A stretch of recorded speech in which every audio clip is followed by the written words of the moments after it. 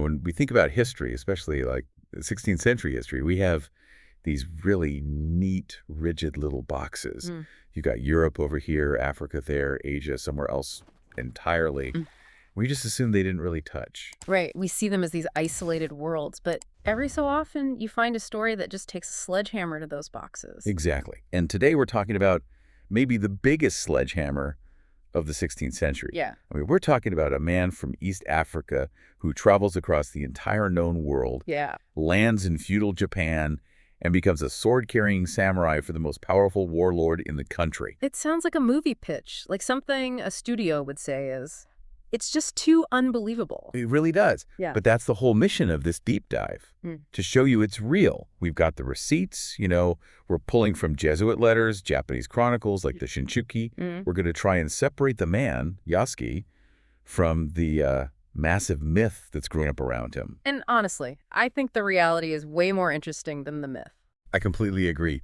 But before we get to him, we have to set the stage. You can't understand Yasuke without understanding the absolute meat grinder he walked into, the Sengoku era. The Sengoku Jidai, the Warring States, period.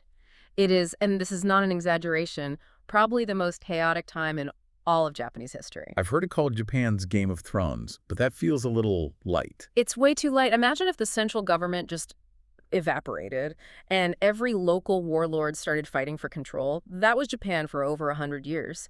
The country was fractured into dozens of little territories run by these warlords, the daimyo. So just total anarchy. Controlled anarchy. But, and this is the key part for our story, it was also a time of huge change because of outsiders. Portuguese. Exactly. They show up in the 1540s on these black ships, and they bring two things that just break the system.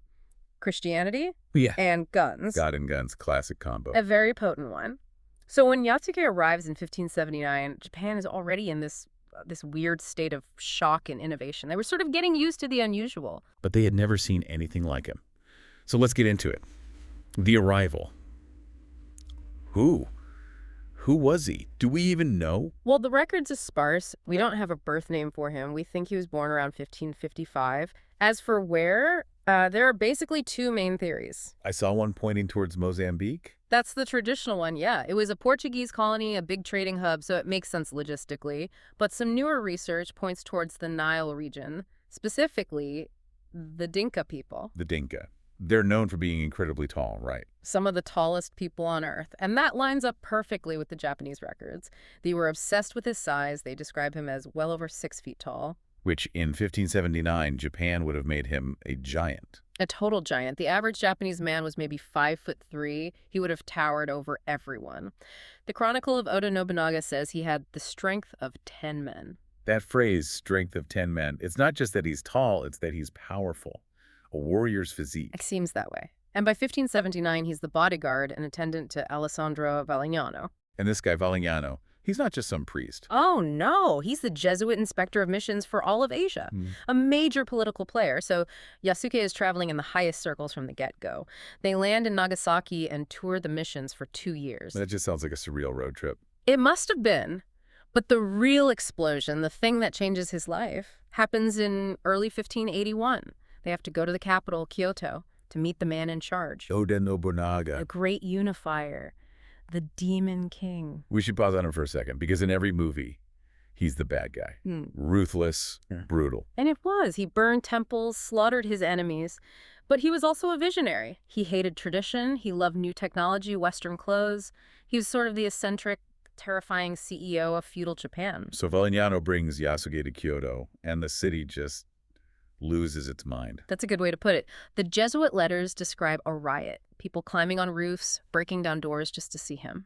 I read a detail from Louis Frost that said people were crushed to death in the crowd. Yes, just to get a look. The noise was so loud that Nobunaga, who was nearby, hears it and demands to know what's going on. His men tell him about the black man, and Nobunaga just says, "Bring him to me." And this is the moment. You're Yasuke, you've just been through a riot. Now you're in front of the most dangerous man in the country. Yeah.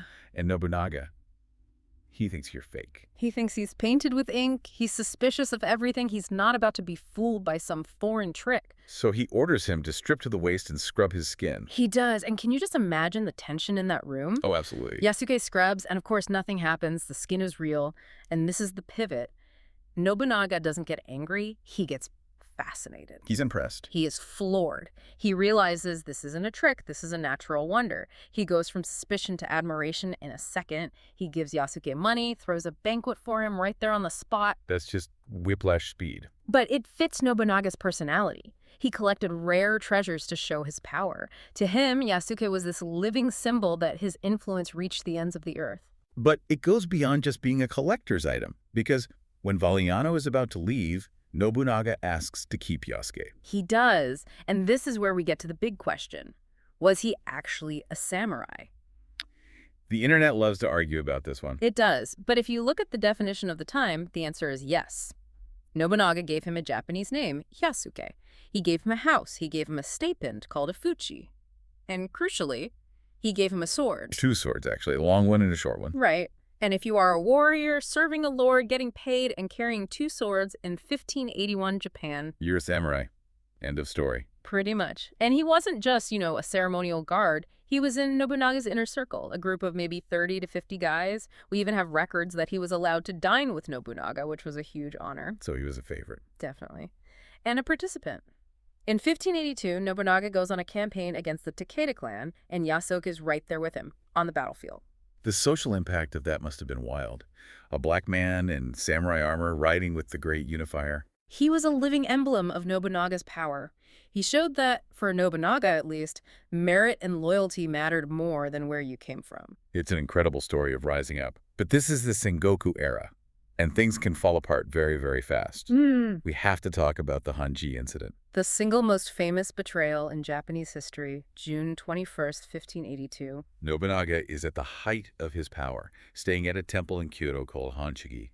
He's relaxed, he's got a small guard. Only about 30 men. Yasuke is one of them. And then one of his own generals, Akechi Mitsuhide, decides to rebel. For reasons we still debate today. He turns his army of 13,000 soldiers around and marches on Kyoto in the middle of the night. 13,000 against 30. It's not a fight, it's an execution. They surround the temple and set it on fire. Nobunaga, Yasuke, all of them. They fight back, but it's hopeless. So what happens? Nobunaga fights until he's wounded, realizes it's over, and retreats into the burning temple to commit seppuku, ritual suicide. So his head can't be taken as a trophy? Exactly. And this is where Yasuke's final duty comes in. The sources suggest he fought to protect his lord's body, to make sure Mitsuhide couldn't claim that ultimate prize. So the temple is burning, his master is dead. Most people would just run. Yasuke doesn't. He fights his way out of the burning temple and runs towards the next battle. He goes to join Nobunaga's son, Nobutada, for a last stand. That says everything about his loyalty, doesn't it? It says he wasn't just an employee, he was a retainer. He fights until he's physically captured and he hands over his sword. So now Mitsuhide, the traitor, has captured Nobunaga's black samurai. By all rights, Yasuke should be executed on the spot. He should be, but this is maybe the strangest twist in the whole story. Mitsuhide spares his life. Why? Out of respect. No, actually the opposite. It was. It was deeply insulting. The records say Mitsuhide looked at him and said something like, "The black man is a beast. He is not Japanese and knows nothing. Do not kill him." Wow. So his life was spared because he was seen as less than human, not even worthy of a samurai's death. Precisely. It's this horrible, racist logic that ends up saving him. By calling him an animal, Mitsuhide denies his status as a warrior. He just tells his men to take him to the southern barbarians' temple. The Jesuit church. Yep. The missionaries were stunned. They write that they thanked God he was safe. And that letter from June 1582 is the last confirmed record we have of Yasuke. Anywhere. He just vanishes. Completely off the map. No stories about him going back to Africa, no grave. Nothing. Total silence.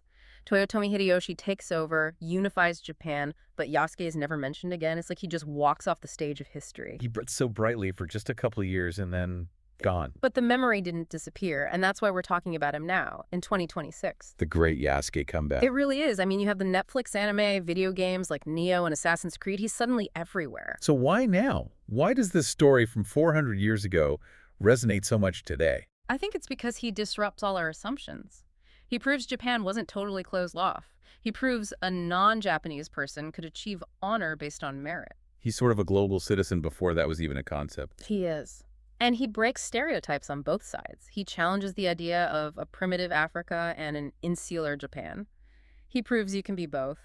An outsider and an insider. It's become a symbol of Afro-Japanese solidarity. A huge one. He's become this real-life superhero. But it's also a little tragic because his own voice is missing.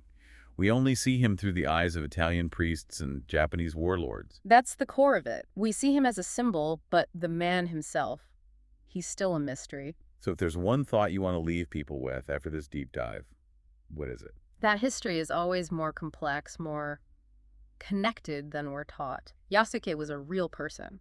He stood in a burning temple in Kyoto, holding a sword, loyal to a lord who saw his worth. That moment was real. And if you want to see a glimpse of that memory, there's a piece of art, right? The Sumiyurukuzu Bichu. Yes, a folding screen from the 1600s.